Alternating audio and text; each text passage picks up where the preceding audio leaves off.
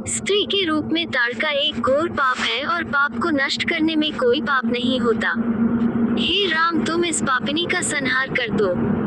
प्रातःकाल स्नान संध्योपासनादि कार्यों से निवृत्त होकर राम और लक्ष्मण गुरु विश्वामित्र के साथ सरिता तट पर पहुँचे। एक वनवासी मुनि ने विश्वामित्र के साथ दो सुकुमार बालकों को देखा तथा उनका परिचय प्राप्त कर वे एक छोटी सी सुंदर नौक ले आए और विश्वामित्र से बोले, हे मुनिराज, आप इन राजकुमारों के साथ इस नौक पर बैठकर सरिता पार कर लीजिए। विश्वामित्र जी ने उस मुनि को धन्यवाद दिया और राम तथा लक्ष्मण के साथ नौक पर सवार हो गए। इस प्रकार वे सागर से मिलन की आतुरता में कलकलनाद के साथ दौड़ती जा रही उस नदी को पार कर गए। नदी के उस पार एक भयानक वन था। उस वन को देखकर राम बोले, गुरुदेव, यह वन तो बड़ा भयंकर है। सभी ओर से सिंह, व्याघ्र आदि हिंसक पशुओं के दहाड़ने और हाथियों के चिंघाड़ने की ध्वनि आ रही है। जंगली सुअर, भालू, वन भैंसे आदि वन्य प्राणी भ्रमण करते दृष्टिगत हो रहे हैं।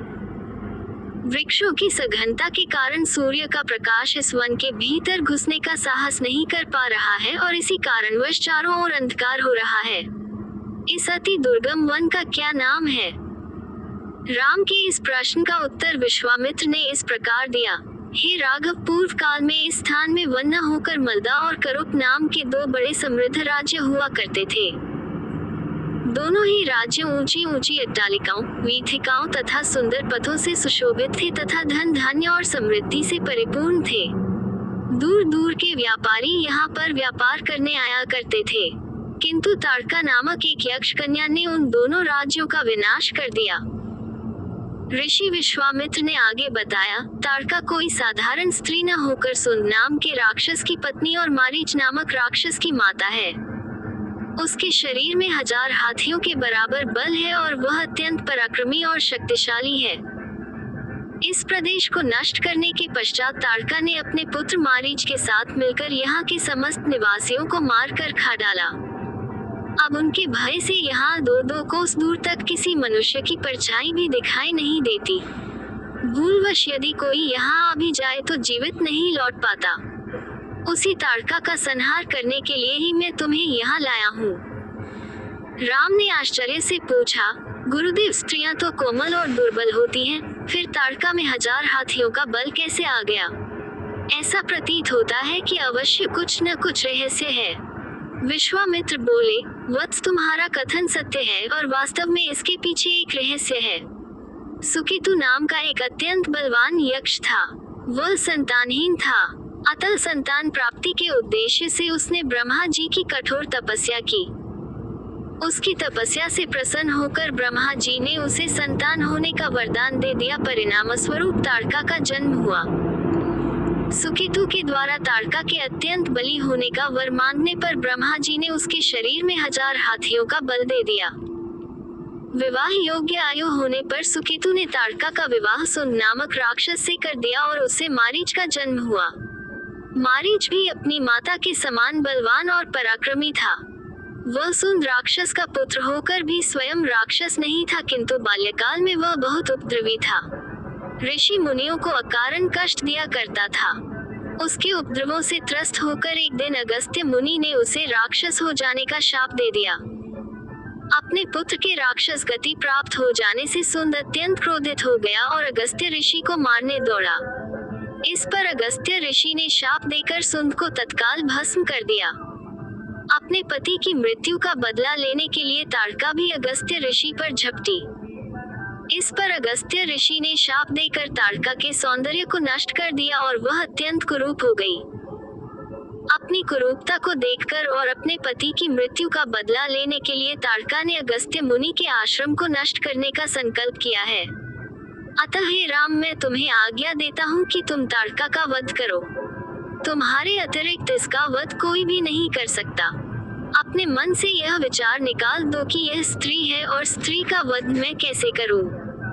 स्त्री के रूप में यह एक घोर पाप है और पाप को नष्ट करने में कोई पाप नहीं होता। समस्त संशय को त्याग कर मेरी आज्ञा से तुम इस पापिनी का संहार कर दो। राम ने कहा, गुरुदेव, आपकी आज्ञा मुझे शिरोधार्य है। समस्त मानवों के कल्याण के लिए मैं अवश्य ही ताड़का का वध करूंगा। इतना कहकर राम ने अपने धनुष पर बाण रखकर उसकी प्रत्यंचा को कान तक खींचकर भयंकर टंकार किया। टंकार से उत्पन्न ध्वनि से समस्त वन प्रांत गुंजायमान हो उठा। वन्य प्राणी भयभीत हो इधर उधर भागने लगे। इस प्रकार की अप्रत्याशित खलबली मची देखकर ताड़का क्रोध से भर उठी। धनुष ताने राम को देखते ही इस विचार से कि कोई अपरिचित कुमार उसके साम्राज्य पर आधिपत्य करना चाहता है, वह क्रोध से पागल हो गई। राम पर आक्रमण करने के लिए वह तीव्र गति से उन पर झपटी। ताड़का को अपनी ओर आते देखकर राम ने लक्ष्मण से कहा, हे सौमित्र, ताड़ के वृक्ष जैसी विशाल और विकराल मुख वाली इस राक्षसी का शरीर कितना कुरूप है। इसकी मुख मुद्रा देखकर ही प्रतीत होता है कि यह बड़ी हिंसक है और निरीह प्राणियों की हत्या करके उनका रक्तपान करने में इसे बहुत आनंद आता होगा। तुम एक तरफ सावधान होकर खड़े हो जाओ और देखो कि कैसे इसे मैं अभी यमलोक भेजता हूँ। विकराल देहधारिणी ताड़का अपने बड़े बड़े दांत चमकाती, भुजाओं को फैलाए हुए द्रुतगामी बिजली की तरह राम और लक्ष्मण पर अत्यंत तीव्रता के साथ झपटी। राम इस भयंकर आक्रमण के लिए पहले से ही तत्पर थे। उन्होंने तीक्ष्ण बाण चलाकर उसके हृदय को छलनी कर दिया। उसके वक्षस्थल से गर्म गर्म रक्त की धारा प्रवाहित हो उठी। वह आक्रमण करने के लिए पुनः टूट पड़े। इससे पूर्व ही राम ने एक और बाण चला दिया जो सीधे उसके वक्ष में जाकर लगा। वह पीड़ा से चीखती हुई चक्कर खाकर भूमि पर गिर पड़ी और अगले ही क्षण उसके प्राण पखेरु उड़ गए। राम के इस रण कौशल और ताड़का की मृत्यु से ऋषि विश्वामित्र अत्यंत प्रसन्न हुए। उनके मुख से रामचंद्र के लिए आशीर्वचन निकलने लगे। गुरु की आज्ञा से वहीं पर सभी ने रात्रि व्यतीत किया। प्रातःकाल उन्होंने देखा कि ताड़का के आतंक से मुक्ति पा जाने के कारण उस वन की भयंकरता और विकरालता समाप्त हो चुकी है। कुछ समय तक उस वन की शोभा निहारने के उपरांत स्नान पूजन से निवृत्त होकर वे महर्षि विश्वामित्र के आश्रम की ओर चल पड़े। मार्ग में एक सुरम्य सरोवर दृष्टिगत हुआ। सरोवर के तट पर रुककर विश्वामित्र कहा, हे राम, ताड़का का वध करके तुमने बहुत बड़ा मानव कल्याण का कार्य किया है। मैं तुम्हारे इस कार्य, पराक्रम एवं चातुर्य से अत्यधिक प्रसन्न हूँ। मैं तुम्हें कुछ ऐसे दुर्लभ अस्त्र प्रदान करता हूँ जिनकी सहायता से तुम दुर्दमनीय देवताओं, राक्षसों, यक्षों, नागादिकों को भी परास्त कर सकोगे। ये दंड चक्र, धर्म चक्र, काल चक्र और इंद्र चक्र नामक अस्त्र हैं। इन्हें तुम धारण करो। इनके धारण करने के पश्चात तुम किसी भी शत्रु को परास्त करने का सामर्थ्य प्राप्त कर लोगे। इनके अतिरिक्त मैं तुम्हें विद्युत निर्मित वज्रास्त्र, शिव जी का शूल, ब्रह्मशिर, अशिक और समस्त अस्त्रों से अधिक शक्तिशाली ब्रह्मास्त्र देता हूँ। इन्हें पाकर तुम तीनों लोकों में सर्वाधिक शक्ति संपन्न हो जाओगे। मैं तुम्हारी वीरता से इतना अधिक प्रसन्न हूँ कि तुम्हें प्रचंड मोद की व शिखर नाम की गदाएं प्रदान करते हुए मुझे अत्यंत हर्ष हो रहा है। मैं तुम्हें सूखी और गीली दोनों ही प्रकार की अश्विनी व पिनाक के साथ ही साथ नारायणास्त्र, आग्नेयास्त्र, वायव्यास्त्र, हायशिरास्त्र एवं क्रौंच अस्त्र भी तुम्हें प्रदान करता हूँ। अस्त्रों के अतिरिक्त मैं तुम्हें कुछ पाश भी देता हूँ जिनमें धर्मपाश, कालपाश एवं वरुण पाश मुख्य हैं।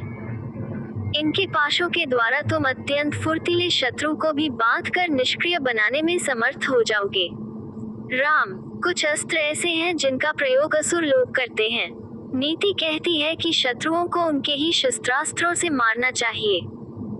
इसलिए मैं तुम्हें असुरों के द्वारा प्रयोग किए जाने वाले कंकाल, मूसल, घोर कपाल और किंकनी नामक अस्त्र भी देता हूँ। कुछ अस्त्र का प्रयोग विद्याधर करते हैं। उनमें प्रधान अस्त्र हैं खड्ग, मोहन, प्रस्वापन, प्रशमन, सौम्य, वर्षण, संतापन, विलापन, मादनास्त्र, गंधर्वास्त्र, मानवास्त्र, पैशाचास्त्र, तामस और अद्वितीय सोमनास्त्र। इन सभी अस्त्रों को भी मैं तुम्हें देता हूँ। ये मौसलास्त्र, सत्यास्त्र, असुरों का माया में अस्त्र और भगवान सूर्य का प्रभास्त्र है जिन्हें दिखाने मात्र से शत्रु निस्तेज होकर नष्ट हो जाते हैं। इन्हें भी तुम ग्रहण करो। अब इन अस्त्रों को देखो, ये कुछ विशेष प्रकार के अस्त्र हैं। ये सोम देवता द्वारा प्रयोग किए जाने वाले शिशिर एवं दारुण नाम के अस्त्र हैं। शिशिर के प्रयोग से शत्रु शीत से अकड़कर और दारुण के प्रयोग से शत्रु गर्मी से व्याकुल होकर मूर्छित हो जाते हैं। हे वीर श्रेष्ठ, तुम इन अनुपम शक्ति वाले, शत्रुओं का मान मर्दन करने वाले और समस्त मनोकामनाओं को पूर्ण कराने वाले अस्त्रों को धारण करो। इतना कहकर महामुनि ने संपूर्ण अस्त्रों को, जो देवताओं को भी दुर्लभ हैं, बड़े स्नेह के साथ राम को प्रदान कर दिया। उन अस्त्रों को पाकर राम अत्यंत प्रसन्न हुए और उन्होंने श्रद्धा के साथ गुरु को चरणों में प्रणाम किया और कहा, गुरुदेव, आपकी इस कृपा से मैं कृतार्थ हो गया हूँ। अब देवता, दैत्य, राक्षस, यक्ष आदि कोई भी मुझे परास्त नहीं कर सकता। मनुष्य की तो खैर बात ही क्या है, किंतु मुनिव, इसी प्रकार के अस्त्र गंधर्वों, देवताओं, राक्षसों आदि के पास भी होंगे और उनका प्रयोग वे मुझ पर भी कर सकते हैं। कृपा करके उनसे बचने के उपाय भी मुझे बताइए। इसके अतिरिक्त ऐसा भी उपाय बताइए जिससे इन अस्त्रों को छोड़ने के पश्चात अपना कार्य करके ये अस्त्र पुनः मेरे पास वापस आ जावे। राम के इस प्रकार कहने पर विश्वामित्र बोले, राघव, शत्रुओं के अस्त्रों को मार्ग में ही काट कर नष्ट करने वाले इन सत्यवान, सत्यकीर्ति, प्रत्याहार, परारमुख, अवान्मुख, लक्ष्य, उपलक्ष्य आदि इन अस्त्रों को भी तू ग्रहण करो। इन अस्त्रों को देने के बाद गुरु विश्वामित्र ने राम को वे विधियां भी बताईं जिनके द्वारा प्रयोग किए हुए अस्त्र वापस आ जाते हैं। चलते चलते वे वन के अंधकार से निकलकर ऐसे स्थान पर पहुंचे जो भगवान भास्कर के दिव्य प्रकाश से आलोकित हो रहा था और सामने नाना प्रकार के सुंदर वृक्ष, मनोरम उपत्यका एवं मनोमुग्धकारी दृश्य दिखाई दे रहे थे। रामचंद्र ने विश्वामित्र से पूछा, हे मुनिराज, सामने पर्वत की सुंदर उपत्यकाओं में हरे हरे वृक्षों की जो लुभावनी पंक्तियां दृष्टिगत हो रही हैं, उनके पीछे ऐसा प्रतीत होता है कि जैसे कोई आश्रम है। क्या वास्तव में ऐसा है या यह मेरी कल्पना मात्र है? वहाँ सुंदर सुंदर मधुरभाषी पक्षियों के झुंड भी दिखाई दे रहे हैं, जिससे प्रतीत होता है कि मेरी कल्पना निराधार नहीं है।